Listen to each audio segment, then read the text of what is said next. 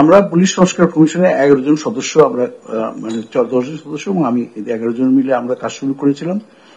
এবং আমাদের মূল এই যে কমিশন গঠন করা হয়েছিল সংস্কার কমিশন, এটা প্রেক্ষাপট আপনারা সবাই জানেন, আমি আর রিপিট করতে চাই না।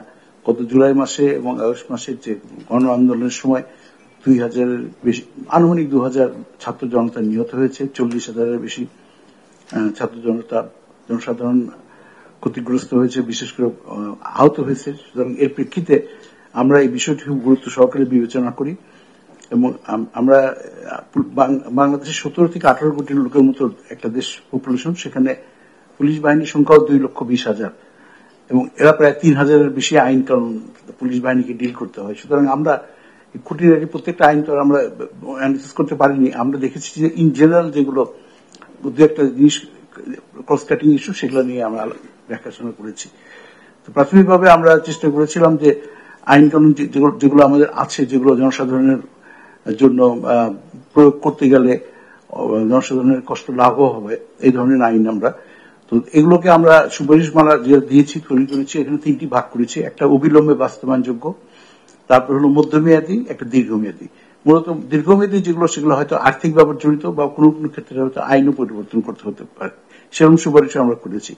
কিন্তু প্রাথমিকভাবে যেটা অবিলম্বে বাস্তবায়নযোগ্য, এরকম কয়েকটা আমরা আইডেন্টিফাই করেছি।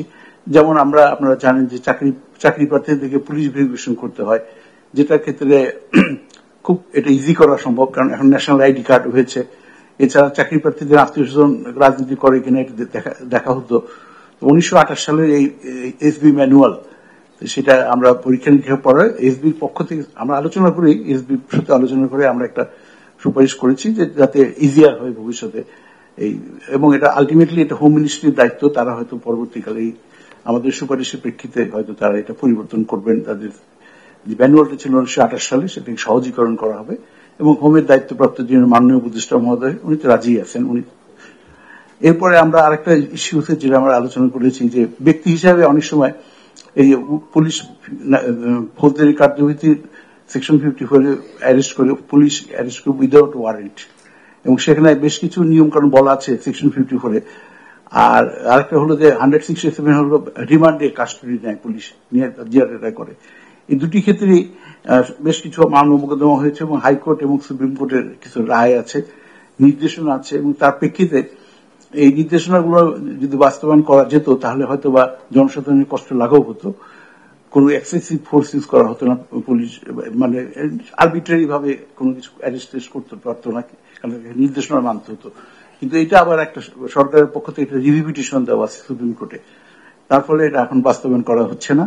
আমাদের পক্ষ থেকে রিকোয়েস্ট, অনুরোধ, সুপারিশ করেছি যে এই রিভিউ পিটিশনটা যেন সরকার উইথড্র করে, তাহলে হাইকোর্ট এবং সুপ্রিম কোর্টের যে নির্দেশনা আছে সেগুলো সেকশন 54-এর ক্ষেত্রে এবং রিমান্ডের ক্ষেত্রে 167-এর ক্ষেত্রে এটা হয়তো বাস্তবায়ন করা সম্ভব হবে।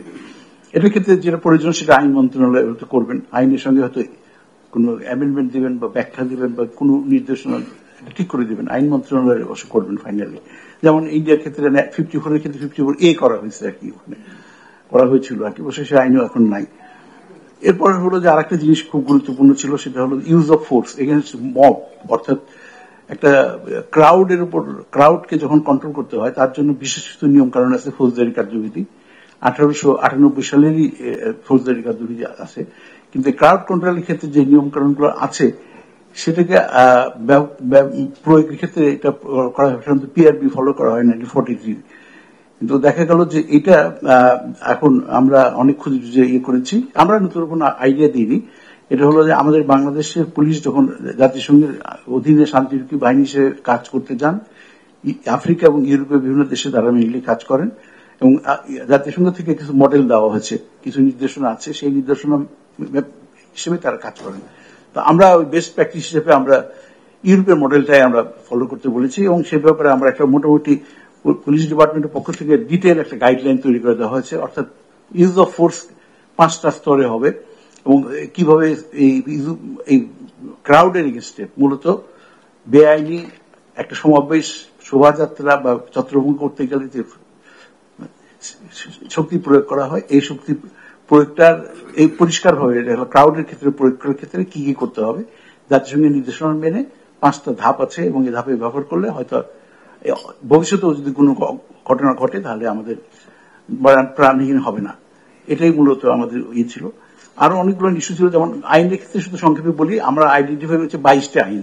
এই 22টা আইনের হয় সংশোধন বা পরিমার্জন বা ইভেন কোন ক্ষেত্রে রিপ্লেস করতে হবে। হ্যাঁ, সেটা আমরা বলে দিচ্ছি 22টা আইনের কোন কোন সেকশনের ক্ষেত্রে আমাদের আপত্তি আছে, মানে বললে সুপারিশ করেছি আমরা, অনেক দীর্ঘ লিস্ট আছে। এছাড়া পুলিশের জন্য আরো এই যেমন মহিলা পুলিশের জন্য আমরা একটা ব্যবস্থা করতে চাচ্ছি যে প্রত্যেকটা থানাতে যেন মহিলাদের জন্য একটা ডেস্ক থাকে, সেখানে 24 ঘন্টার জন্য মহিলা একজন সাব ইন্সপেক্টর থাকেন, একজন এএসআই থাকেন, সাবস্টেশন কনস্টেবল থাকেন, যাতে মহিলা যিনি আসামি তাকে যখন হাজতে রাখা হয় তাকে জেরা করা বা বিভিন্ন তাকে দেখাশোনা করা, কোর্টে আনা নেওয়া করা, জেলখানায় আনা নেওয়া করা। প্লাস আর একটা ইস্যু আছে হলো যে মহিলা যদি কোনো অভিযোগকারী আসে শিশুদের ক্ষেত্রে, এই কারণে আমরা সুপারিশ করেছি। আশা করি যে এটা সরকারের বাস্তবায়ন করবে, হয়তো দীর্ঘ সময় লাগবে, তবে এটা বাস্তবায়নযোগ্য আর কি। আপাতত ধন্যবাদ।